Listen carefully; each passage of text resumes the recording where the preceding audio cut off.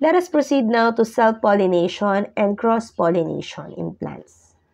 In angiosperms, pollination is defined as the placement or transfer of pollen from the anther to the stigma of the same flower or another flower. In gymnosperms naman, pollination involves pollen transfer from the male cone to the female cone. So upon transfer, the pollen germinates to form the pollen tube and the sperm for fertilizing the egg. Self-pollination occurs when the pollen from the anther is deposited on the stigma of the same flower or another flower on the same plant. So, pag sinabing self-pollination, the same plant. Self-pollination occurs in flowers where the stamen and carpel mature at the same time and are positioned so that the pollen can land on the flower's stigma. This method of pollination does not require an investment from the plant to provide nectar and pollen as food for pollinators. On the other hand, cross-pollination is the transfer of pollen from the anther of one flower to the stigma of another flower on a different individual of the same species. So dito, magkaiba na or magkabukod na halaman. Here are the methods of pollination in plants. First is pollination by insects. Bees are perhaps the most important pollinator of the many garden plants and most commercial fruit trees. The most common species of bees are bumblebees and the honeybees. Bees cannot see the color red.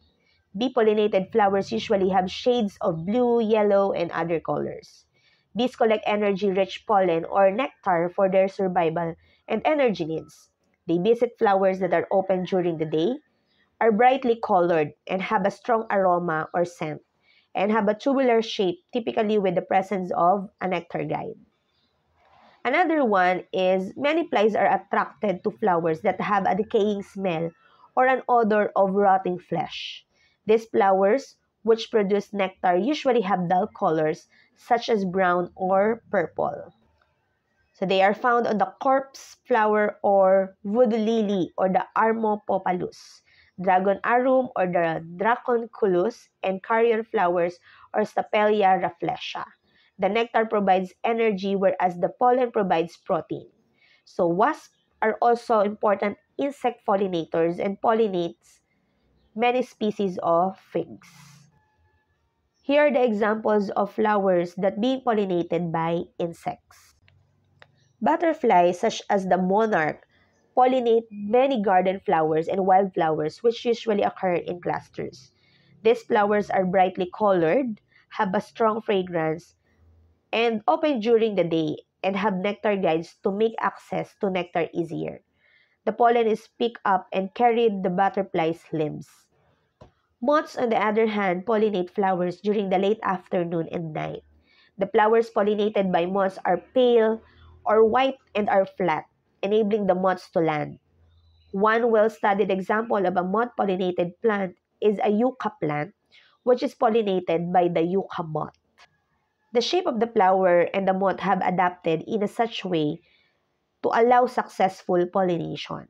So the moth deposits pollen on the sticky stigma for fertilization to occur later.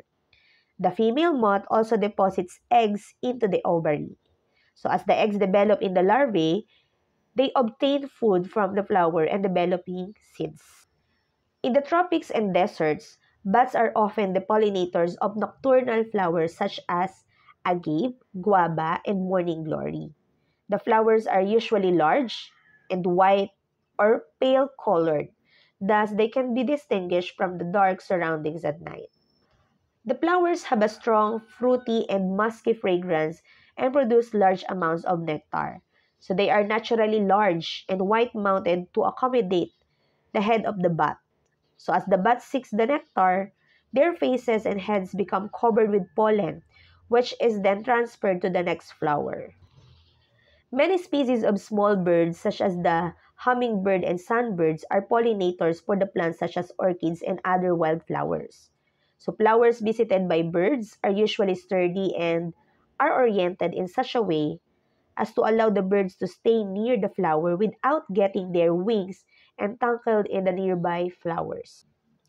The flower typically has a curved tubular shape which allows access to the bird's beak. Brightly colored, odorless flowers that are open during the day are pollinated by birds. As a bird seeks energy-rich nectar, pollen is deposited on the bird's head and neck is then transferred to the next flower it visits. Pollination by wind. So most species are conifers and many angiosperms such as grasses, maples, and oaks are pollinated by wind. Pine cones are brown and unscented, while the other flowers of wind-pollinated angiosperm species are usually green, small, and may have small or no petals and have produced large amounts of pollen. Unlike the typical insect-pollinated flowers, flowers adapted to pollination by the wind do not produce nectar or scent. In wind-pollinated species, the microsporangia hang out of the flower, and as the wind blows, the lightweight pollen is carried by it. So the flowers usually emerge early in the spring before the leaves. So the leaves do not block the movement of the wind. The pollen is deposited on the exposed feathery stigma of the flower. So here are some of the examples of plants that pollinated by wind. Some weeds such as Australian seagrass and pond weeds are pollinated by water. The pollen floats on water and when it comes into the contact with the flower, it is deposited inside the flower. Pollination by deception. Chiloglotis trapeziformis emits a compound that smells the same as the pheromone emitted by a female wasp to attract male wasps. So the male wasp is attracted to the scent, lands on the orchid flower, and in the process transfers pollen. Some orchids, like the Australian hammer orchid, use scent as well as visual trickery in yet another sexual deception strategy to attract wasps. The flower of this orchid mimics the appearance of a female wasp and emit a pheromone. The male wasp tries to mate with what appears to be a female wasp, and in the process picks up a pollen which it then transfers to the next counterfeit mate. Let us proceed now to the advantages and disadvantages of asexual reproduction. Asexual reproduction. One parent organism produces offspring without meiosis and fertilization. So the offspring inherit all their DNA from only one parent. That's the reason why they are genetically identical to each other and their parent. Here are the advantages. Asexual reproduction enables organisms to reproduce without a mate.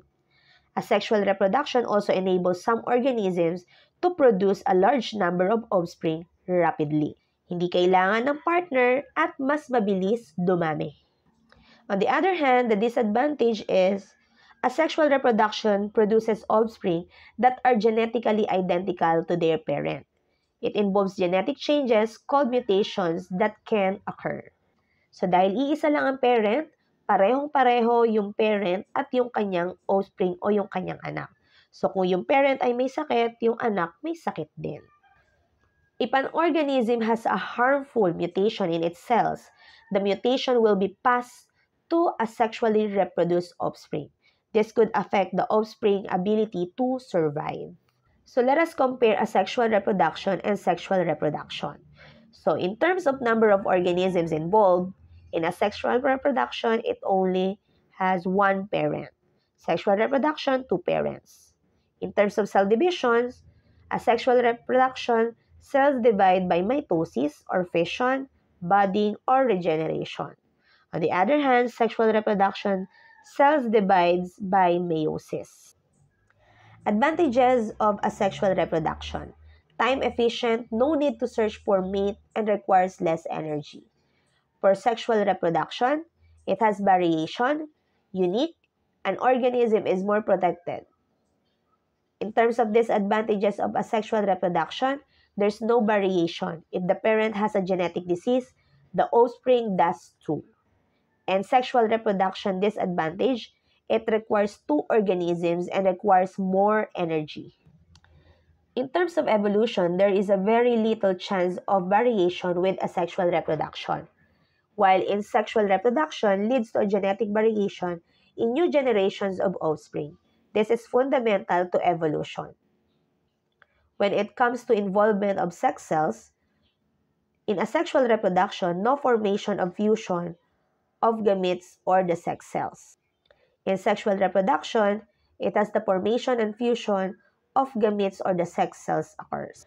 Asexual reproduction found in lower organisms, while sexual reproduction found in higher invertebrates and all vertebrates.